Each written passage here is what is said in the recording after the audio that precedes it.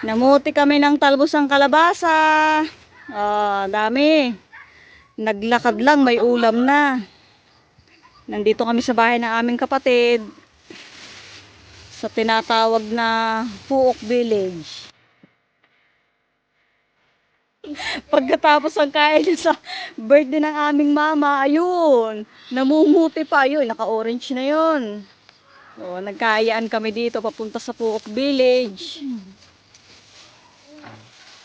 Yan dahil talbos ng kalabasa. May pang ulam na mamaya. Yan. Magkano rin ito pag binili. Yan ang aking mother. Birthday niya ngayon. Ma! Ano yan, ma? Nakakuha pa ako ng talbos ng kalabasa. Lakad-lakad. Kuha natin halaman. Halaman ng aking kapatid na pinakang mabait. Yan. Ito bahay ng kapatid ko. Bahay ng kapatid ko. Pangalawa sa panganay na sa amin sa babae, si Ate Ling. Yan ang halamanan niya. Kaya bagong lipat lang sila dito, kailan lang. Hindi pa sila masyadong matagal. Pero ang bahay nila medyo malayo sa bahay namin.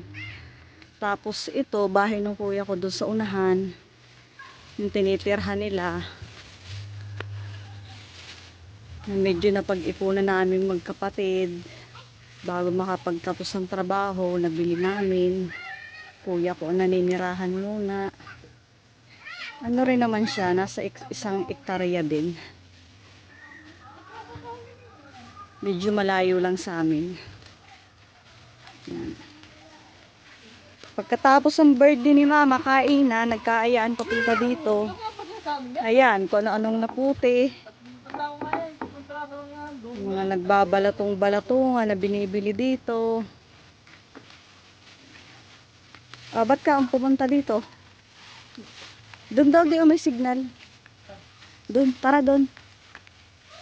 Punta kami dito sa may baba. Naghahanap kami ng signal ng cellphone. Sayang ang niload. Hindi makapag internet kahit konti. Hindi makapag-upload kahit konti. Kaya pumunta kami dito. Yun, bahay ng kuya kong panganay. Yan. Alaga nilang baboy.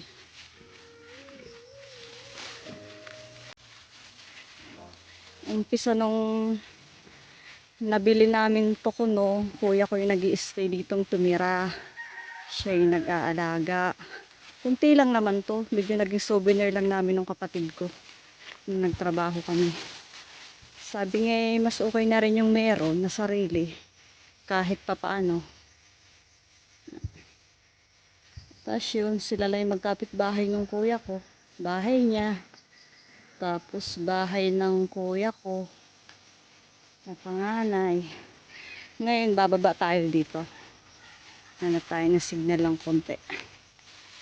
Tatry natin kung makakapag-internet. Kahit paano.